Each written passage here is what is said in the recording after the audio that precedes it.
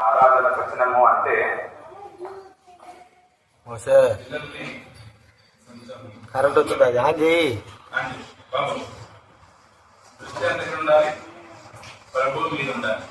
కింద కింద కిందది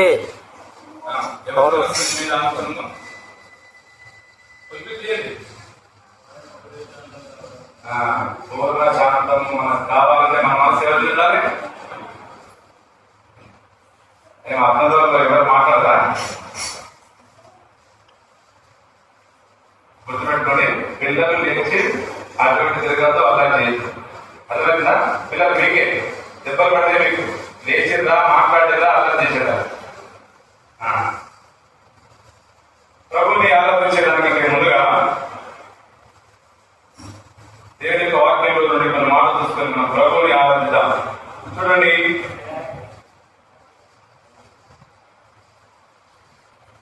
ప్రకటన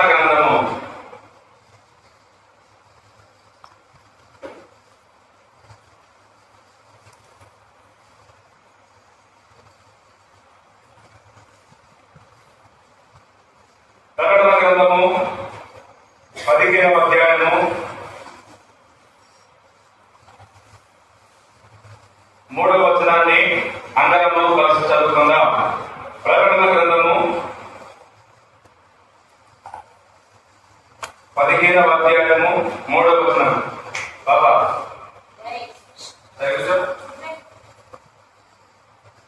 ప్రకటన గ్రంథము 15వ అధ్యాయము 3వ వచనం అందరము కలిసి చదువుకుందాం. చదవలిగిన వారు స్పష్టంగా బిగ్గరగా చదవండి.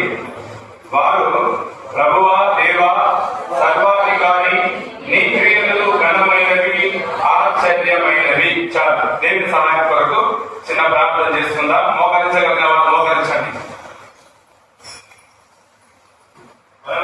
మా తండ్రి, పరిశుద్ధమైన మన దేవా, నీ పరిశుద్ధమైన పాదాలకు వందనాలు. మరి ఒకసారి పాటల ద్వారా మీరు మహిమ పొందడానికి వందనాలు తండ్రి. ఆరాధనలో ప్రవేశించడానికంటే ముందుగా ఏ విధంగా మేము ఆరాధించాలో తండ్రి మాకు మాట్లాడము. తండ్రి, మీరు ఎలాంటి దేవుడో, మేము ఎలాంటి ప్రజలమో, ఎక్కడ నుండి ఇక్కడికి తీసుకొని రాబడ్డామో మరి ఒకసారి గుర్తు చేసుకుని నిన్ను మహిమపరిచి, గణపరిచి, పూజించి ఆరాధించినట్టుగా సహాయం చేయండి. వచ్చిన వారందరినీ బట్టి వందనాలు. రావాల్సిన వారిని, మార్గ మధ్యంలో ఉన్న వారిని త్వరగా అనిపించుకొని ప్రార్థన చేస్తున్నాం. నిలబడిన దాసు అయోగ్యుడు నీ రక్తంతో కడిగి పరిశుద్ధపరిచి నీ ఆత్మాభిషేకం దయచేయండి. మీరే మాతో మాట్లాడి కృప చూపించి బలపరచుమని యేసుక్రీస్తు ప్రభువు నామములో స్తుతించి ప్రార్థించి అడిగి వేడుచున్నాము తండ్రి, ఆమేన్. ప్రకటన గ్రంథము 15వ అధ్యాయము 3వ వచనం చదవండి. ఎవరైనా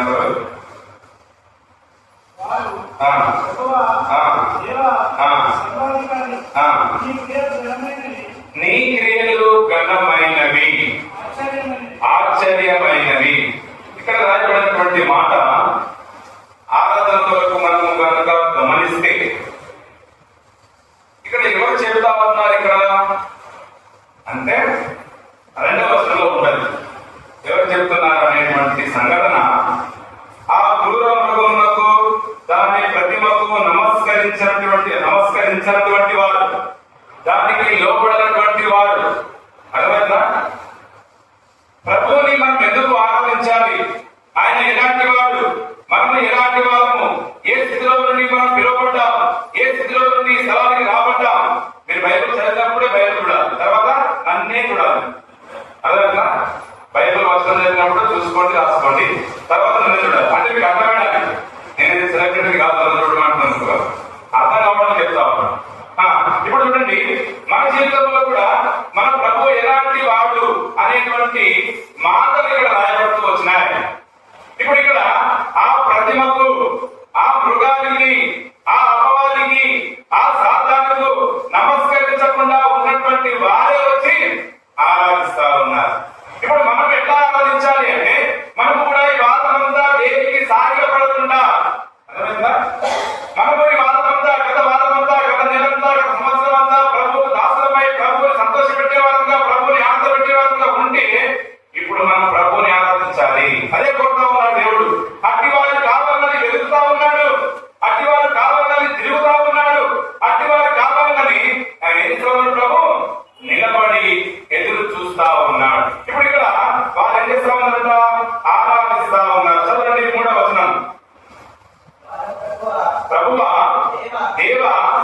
సర్వాధికారి, నీ క్రియలు ఘనమైనవి, ఆశ్చర్యమైనవి. చాలు. దేవుని యొక్క వాక్యంలో రాబడినటువంటి మాట, దేవాని క్రియలు ఘనమైనవి అని ఆలోచిస్తా ఉన్నారు. దేవుని యొక్క క్రియలు అంటే క్రియలు ఏంటి? పనులు. మీరు చెప్పరా? మాకేం తెలియదు. క్రియలు ఏంటి? పనులు. మనం చేసేటువంటి పనులను బట్టి మనం ఎలాంటి వాళ్ళమో గుర్తించవచ్చు కదా. ఒక వ్యక్తి మంచివాడా, చెడ్డవాడా, దుర్మార్గుడా, పనికిరాని వాడా తెలుసుకోవాలంటే ఆ వ్యక్తి యొక్క పనులను బట్టి, క్రియలను బట్టి గట్టిగా చెప్పచ్చు. ఇక్కడ ప్రభు యొక్క క్రియలు, ప్రభు యొక్క పనులు వివరిస్తా ఉన్నారు. ప్రభు చేసినటువంటి పని ఏంటి, ఆయన జరిగించినటువంటి క్రియ ఏంటి, మన జీవితంలో ఏం చేసినాడు అనేటువంటి మాటలు కూడా మనం చూసుకొని మనము క్లుప్తంగా ప్రభుని ఆరాధించే వారంగా ఉంటాం. చూడండి, మరి ఆ క్రియలు ఏం చేస్తా ఉన్నాయంటే కీర్తనల గ్రంథము 145వ అధ్యాయం. కీర్తనలు 145 పదవచనం.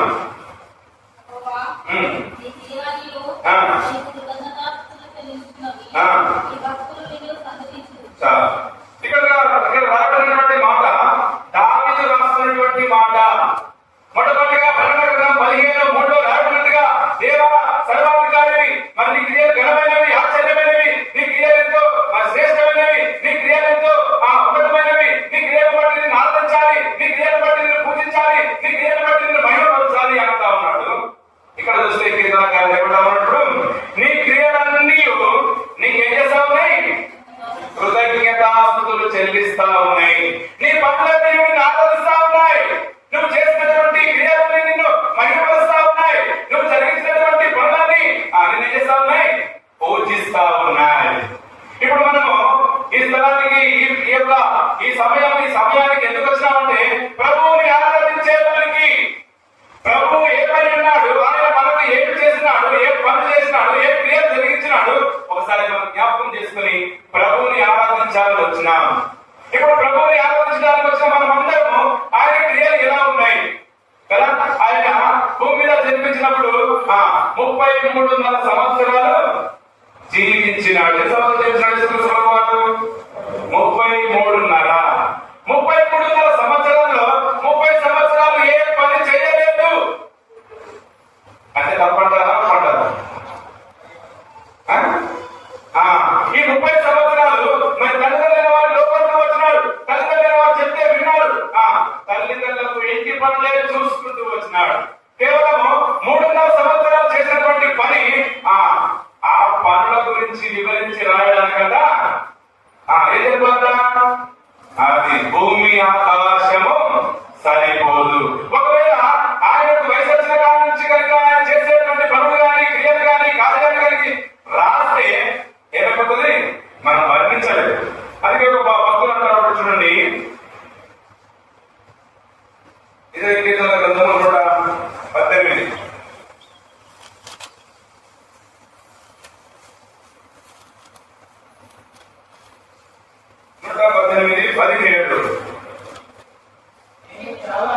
నేను చావను, సజీవుడనై యెహోవా క్రియలు వివరించెదను.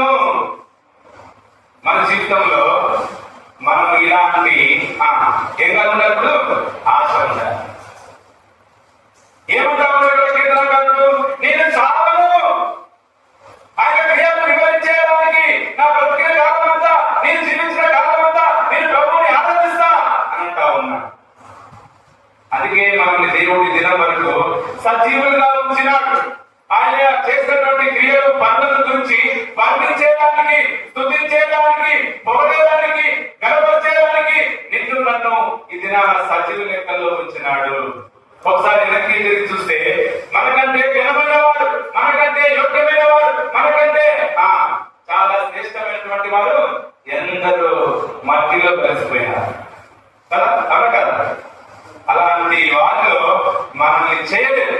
చూడండి, ఇప్పుడు యెహోవా క్రియలు, ప్రభువుని క్రియలు, దేవుని క్రియలు ఎలాంటి అనేటువంటి మాటలు కొన్ని చూసుకుందాం. యోహాను సువార్త 9వ అధ్యాయం. దీనికంటే ముందుగా ఇదే కీర్తన గ్రంథము 111:2. దీని తర్వాత యోహాను సువార్త చూసుకుందాం. 111:2. యెహోవా క్రియలు గొప్పవి. ఇంకొక మాట రాయబడింది, ఆ యెహోవా క్రియలు దొడ్డవి. దేవుని క్రియలు ఎంత గొప్ప చేస్తున్నాడు. ఇప్పుడు ఏం చేస్తున్నాడు అనేటువంటి మాట యోహాను సువార్త 9వ అధ్యాయము 3వ వచనం.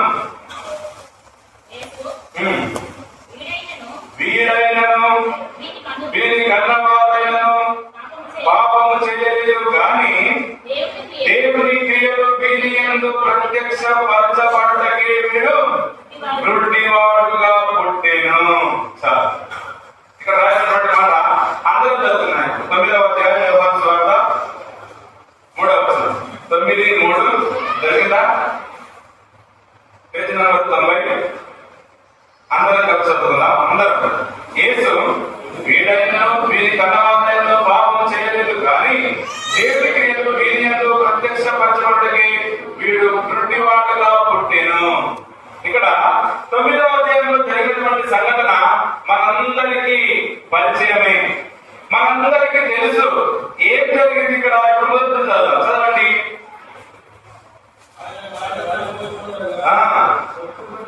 పుట్టు గుడ్డి అయిన ఒక మనుషుడు కనబడిను.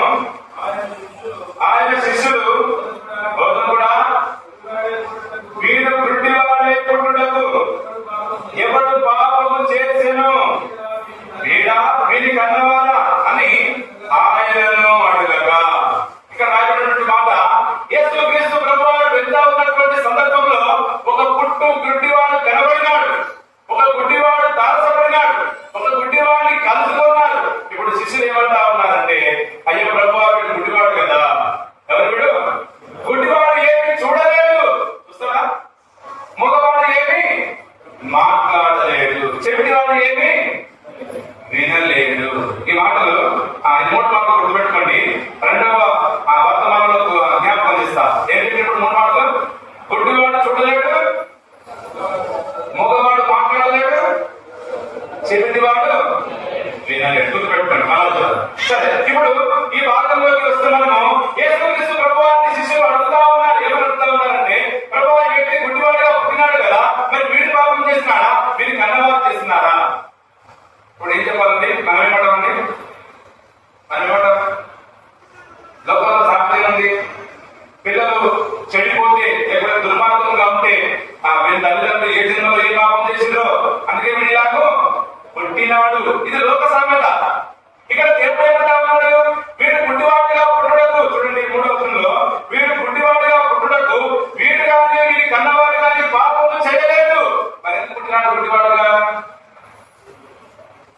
దేవుని క్రియలు బయలుపరచబడడానికి, దేవుడు తన నామాన్ని గణపరచుకునేదానికి నీ పుట్టితనం ద్వారా దేవుడు ఏం చేయబడాలి? ఇప్పుడు మహిమపరచబడాలి, గణపరచబడాలి. అందుకే ఇక్కడ ఈ గుడ్డివాడు ఏం చేస్తా ఉన్నాడు? చదవండి. ఇప్పుడు ఈ గుడ్డివాడి గురించి కొన్ని మాటలు చూద్దాం. 6వ వచనం. నేల మీద ఉమ్మి వేసి ఉమ్మితో బురద చేసి వారి కన్నుల మీద ఆ బురద పూసి నీవు శిలోయము కోనేటికి వెళ్ళి అందులో కడుక్కొనమని చెప్పాను.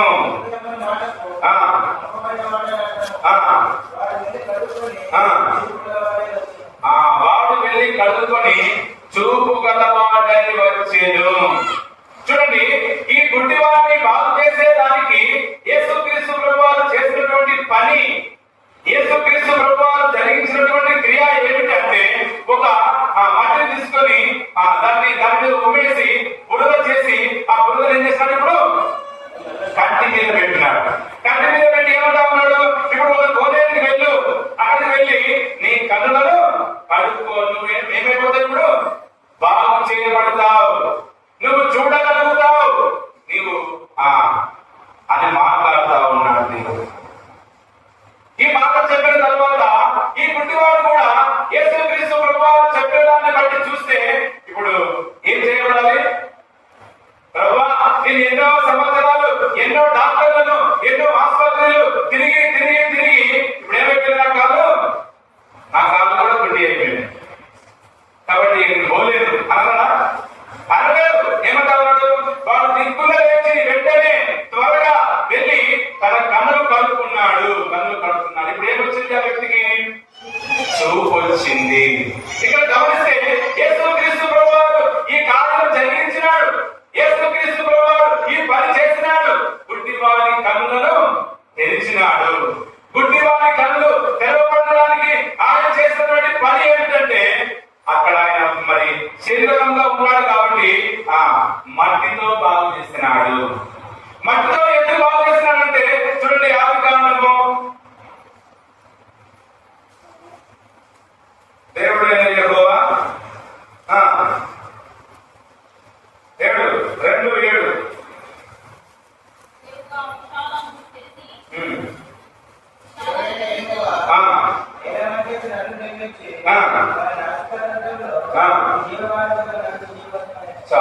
ఇప్పుడు మట్టితోనే ఎందుకు చేసినాడు దేవుడు? అనేక సార్లు ఒక్కొక్క చోట ఒక్కొక్క సందర్భాన్ని పట్టిస్తే కొన్నిసార్లు ప్రార్థన చేసి బాధ చేసినట్టుగా చూస్తాం. చనిపోయినటువంటి లాజరు విషయంలో చూస్తే మాటతో లాజరు బయటికి రావాలంటే వచ్చినాడు కదా. నాయకుడు అనేటువంటి ఆ ఊరికి వెళ్దామంటే విధవరాలి కుమారుడు చనిపోతే పైకి లేవంటే లేచినాడు. మరి ఇక్కడ చూస్తే మట్టితో బాధ చేసినాడు. ఎందుకంటే మానవుడు ఎక్కడి నుండి తీయబడ్డాడు? మట్టి నుండి తీయబడ్డాడు, మట్టితో చేయబడ్డాడు. మట్టితోనే చివరికి చనిపోతే మట్టిలోనే పూడ్చిపెట్టాలి. చూడండి దేవుడైన యెహోవా యేసుక్రీస్తు ప్రభువుగా ఈ లోకానికి వచ్చి ఆయన చేసినటువంటి క్రియ ఎంత గొప్పది.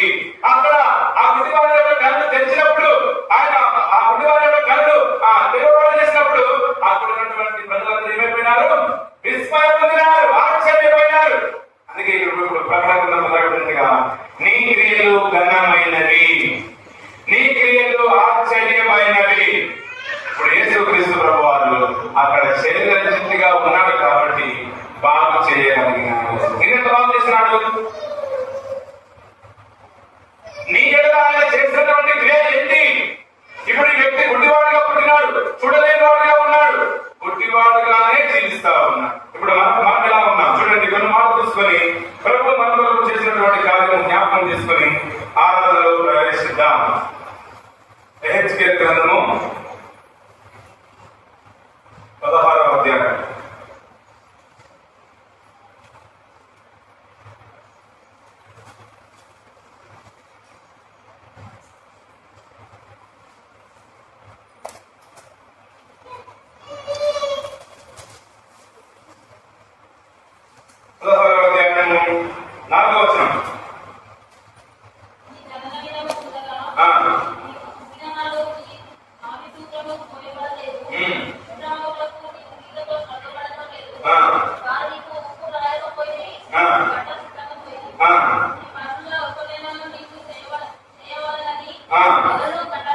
ఎవరును కటాక్షింపలేదు, నీయందు జాతి పడినవాడు ఒకడును లేడు. నీవు పుట్టిన నాడే బయట దేవుడు పారవేయబడి చూడ అసహ్యముగా పొందివి. అయితే నేను నీ యొద్దకు వచ్చి రక్తములో పొర్లుచున్న నిన్ను చూచి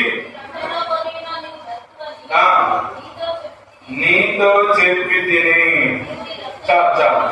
ఇక్కడ రాయబడినటువంటి మాట ఇక్కడ మన స్థితిని చూపిస్తా ఉంది. ఇక్కడ ఏమంటాడంటే నీ జన్మం చూడగా నీవు పుట్టిన నాడు నీ నాగసూత్రం పోయబడలేదు, నీవు పాపంలో పుట్టినావు. మరి కీర్తన గ్రంథం 51:5 నాటినట్టుగా నేను పాపంలోనే పుట్టినవాడను, పాపంలోనే నా తల్లిదండ్రుల గర్భంలో ధరించింది. ఇప్పుడు మన పాప స్థితి ఎలాంటిదంటే మన జన్మము మన జీవితం ఎలాంటిదంటే జన్మతోనే పాపులము. అంత మాత్రమే కాదు కానీ ఎవరిని చూడలేదు, ఎవరు నిన్ను కటాక్షింపలేదు, ఎవరు నిన్ను కనికరించలేదు, ఎవరు నిన్ను ఆదరించలేదు, ఎవరు నిన్ను అక్కడ చేర్చుకోలేదు, నిన్ను చూడడానికి కూడా ఎవడు ఇష్టపడలేదు. ఎందుకంటే నువ్వు బయట పెంట మీద పారవేయబడినావు. ఎక్కడ పారవేయబడినావు? పెంట మీద పారవేయబడినావు, తృణీకరింపబడినావు, వేక్షింపబడినావు, ఎన్నికలైన వాడిగా చెప్పబడుతూ వచ్చినావు. అలాంటి పరిస్థితిలో ఉన్నటువంటి మనల్ని ఇప్పుడు ఏమంటా ఉన్నాడు? లూకాసు వార్త 10వ అధ్యాయం.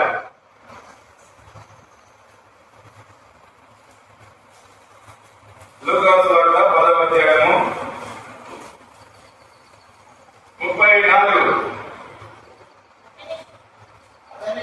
అతనిని చూచి అతని మీద జాలిపడి దగ్గరకు పోయి నూనె ద్రాక్షారసమును పోసి అతని గాయములను కట్టి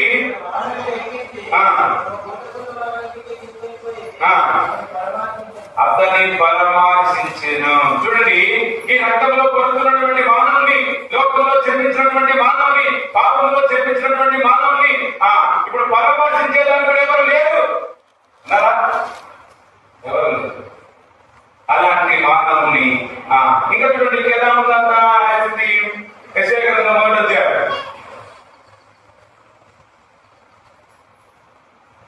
యెషయా గ్రంథము 1వ అధ్యాయము 4 నుండి.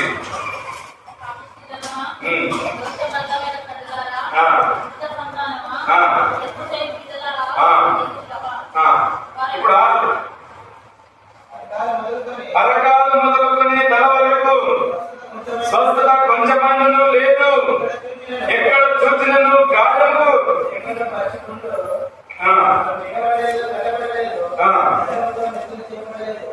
ఇక్కడ చూస్తే మన క్వాలిటీస్ కదా. ఇప్పుడు మనము ఉదాహరణకు ఏదైనా సంబంధం చూడడానికి వెళ్ళామనుకోండి, ఏం చూస్తామండి? ఏం చూస్తాం? ఏం చదువుకుండు, ఏం చేస్తుండు కదా, తెల్లగున్నాడా, నల్లగున్నాడా అనగా ఇవన్నీ చూస్తాం. ఎందుకు ఇవన్నీ అంటే ఇవన్నీ మనకు అవసరం. ఇవన్నీ మీకు అవసరమా? అవసరమా? అవసరమా కాదు. అది ఒప్పుకోవాలి, నిజంగా ఒప్పుకోవాలి. అవసరం లేదని నల్ల అబ్బాయి చూసి అనుకోండి, అమ్మ చేస్తున్నావు అంటే డాడీ నల్లగా ఉన్నాడు కదా. మరి ఇక్కడ రాస్తున్నటువంటి మాట ఏమంటామంటే అరకాలం మొదలుకొని తల వరకు కొంచెమైనా స్వస్థత లేదు, ఎక్కడ చూసినా దెబ్బలే, ఒళ్ళు గాయాలు పస కాలుతా ఉంది. ఇప్పుడు ఆ వ్యక్తి దగ్గరికి లూకాసు వార్త 10వ అధ్యాయంలో 34లో రాసినట్టుగా ఇప్పుడు ఆ వ్యక్తి దగ్గరకు వచ్చి ఏం చేస్తా ఉన్నాడు?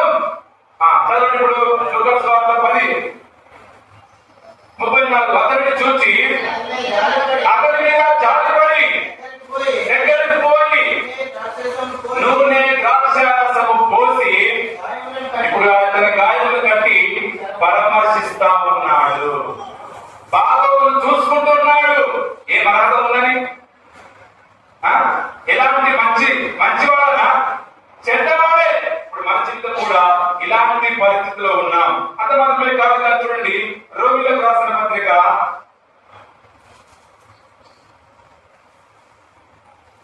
5వ అధ్యాయం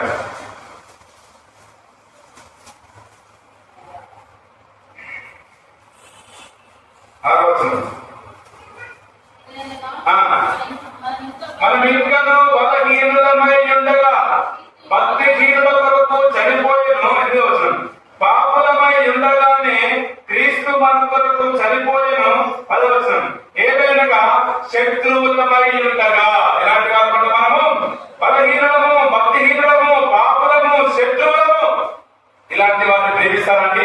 నీ శత్రువు నీ ఇంటికి వస్తే వదిలి పెడతావా? ముఖం కూడా చూడదు అని కదా. శత్రువుని యొక్క ముఖం కూడా చూడదు. ఇక భోజనమా బాగా కనపడితే ఇంకా ఉన్నావా భూమి మీద అనుకుంటారు. ఇప్పుడు ఇక్కడ మన పరిస్థితి అలా ఉంది. మన బలహీనము, పాపలము, దుర్మార్గులము, పనికి రానటువంటి వాళ్ళము, పాపిష్టిము, చెరుపు చేయ పిల్లలము.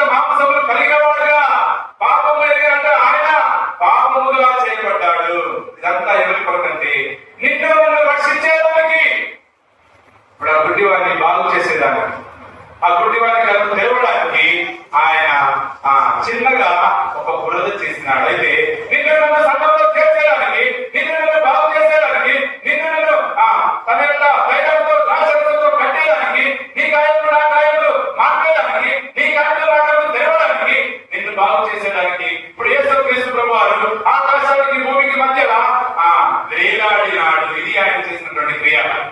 ఏం చేసినప్పుడు ఆయన ఎవరు చేయనటువంటి క్రియ. అల్లారుగా పెరిగినటువంటి దేవుడు, అద్భుతుడైనటువంటి దేవుడు, సత్యదేవుడైనటువంటి దేవుడు, ప్రియకుమారుడైనటువంటి దేవుడు, అద్భుత కుమారుడైనటువంటి దేవుడు, ఇష్టమైన కుమారుడు ఆయనకు ఎవరికి? తండ్రికి సుకుమారుడైనటువంటి దేవుడు. ఇప్పుడు అలాంటి దేవుడు ఈ లోకానికి వచ్చి ఏం చేసినాడంటే వృత్తగా వేలాడలేదు. పంచ గాయాలతో, చేతులలో సీనలు, కాళ్ళలో సీనలు, వీటిలో కొరడాలతో, తలకు ముండగిరడం, భూమి మీద వేయించుకొని, గడ్డ పెరిగి వేయించుకొని, తన మీద ఉన్నటువంటి వస్త్రాలు తీయించుకొని ఇప్పుడు రిక్తులుగా చేయబడ్డాడు.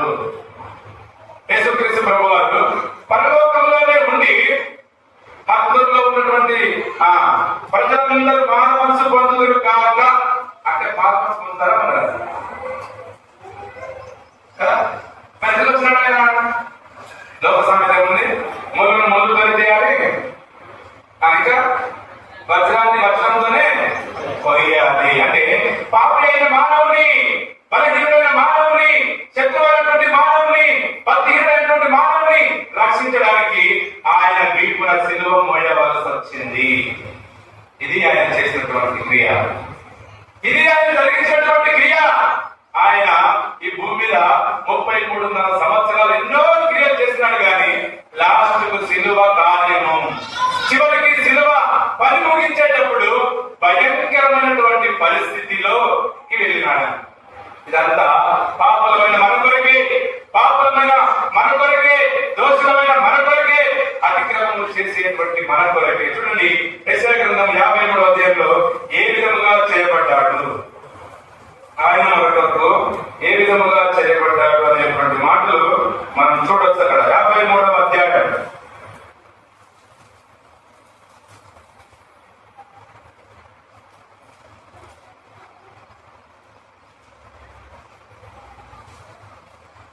ఐదవ వచనం. మన అతిక్రమ క్రియలను బట్టి అతడు గాయపరచబడెను, మన దోషములను బట్టి నలగొట్టబడెను, మన సమాధానమైన శిక్ష అతని మీద పడెను, అతడు పొందిన దెబ్బల చేత మనకు స్వస్థత కలుగుతున్నది. మనమందరము గొర్రెల వలె త్రోవ తప్పిపోతిమి, మనలో ప్రతి వాడు తనకిష్టమైన త్రోవకు తొలగెను.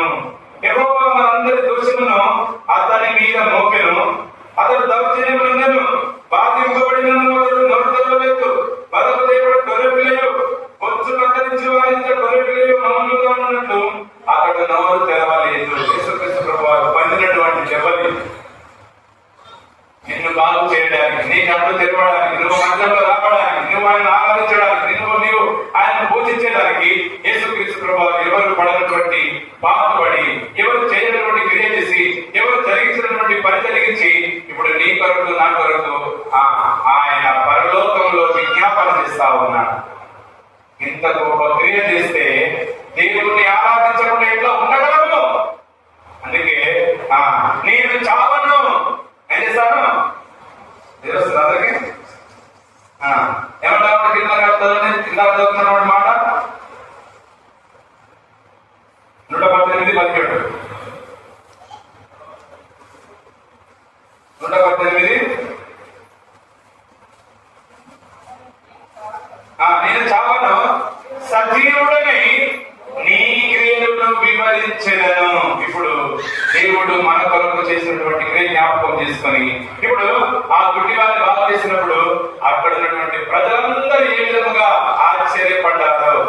అందుకే ప్రకటనలో రాబడినట్టుగా యెహోవా నీ క్రియలు ఘనమైనవి, నీ క్రియలు ఆశ్చర్యమైనవి, నీవు చేసినటువంటి క్రియ ఎవరు చేయలేదు. ఎవరైనా చేసినారా? ఎవరు చేయలేదు. ఎవరు నిన్ను కటాక్షింపలేదు, ఎవరు నీ మీద జాలి పడలేదు, ఎవరు నిన్ను ప్రేమించలేదు. అసలు ప్రేమించడానికి నువ్వు ఎంత అసహ్యముగా ఉన్నావంటే అసహ్యముగా ఉన్నావు. ఇప్పుడు ఆయన నన్ను ప్రేమించి ఆయన చూడగలిగిన వాడుగా చేయబడ్డాడు, ఆయన స్వరూపము లేనివాడుగా మార్చబడ్డాడు. అతి సుందరుడు, నవరవర్ణుడు, రత్నవర్ణుడు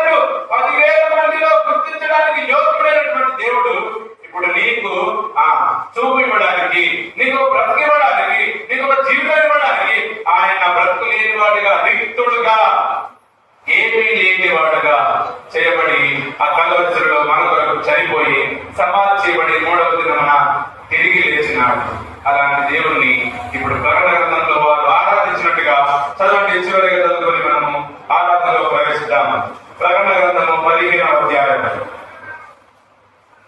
3వ వచనం. అందరూ అక్కడ చదువుకుందాం. ప్రకటన 15:3. వారు ప్రభువా దేవా సర్వాధికారి, నీ క్రియలు ఘనమైనవి. ఘనమైన క్రియ చేసినాడు, ఆశ్చర్యమైన క్రియ చేసినాడు. నీ ఎడల ఎవరు చేయనటువంటి క్రియ చేసినాడు. నీ భర్త నీ కొరకు ప్రాణం పెట్టలేదు, నీ భార్య నీ కొరకు ప్రాణం పెట్టలేదు, నీ తల్లిదండ్రులు నీ కొరకు ప్రాణం పెట్టలేదు, నీ పిల్లలు నీ కొరకు ప్రాణం పెట్టలేదు, నీ స్నేహితులు బంధువులు ఎవరు నీ కొరకు ప్రాణం పెట్టలేదు. ఎందుకంటే కొన్నిసార్లు భర్త బాగలేకపోతే వీడు ఎప్పుడు పోతాడు అనేటువంటి ప్రజలే ఉన్నారు, కానీ వీడు బాగుపడాలి అనేటువంటి వారు లేదు. అలాంటి పరిస్థితుల్లో నీ దేవుడు నిన్ను చూసి, నిన్ను ప్రేమించి, నీ కొరకు రక్తము కాల్చి, నీ కొరకు దెబ్బలు తిని, నీ కొరకు చనిపోయి సమాధి చేయబడి తిరిగి లేచినాడు. ఇప్పుడు ఆయనని మీరు ఆరాధించినట్టుగా మనం కూడా మన ప్రభువుని ఆరాధిద్దాం. లేచి నిలబడి ఒక పాట పాడుకుందాం. పాట పాడుకున్న తర్వాత ఆరాధనలో ప్రవేశిద్దాం.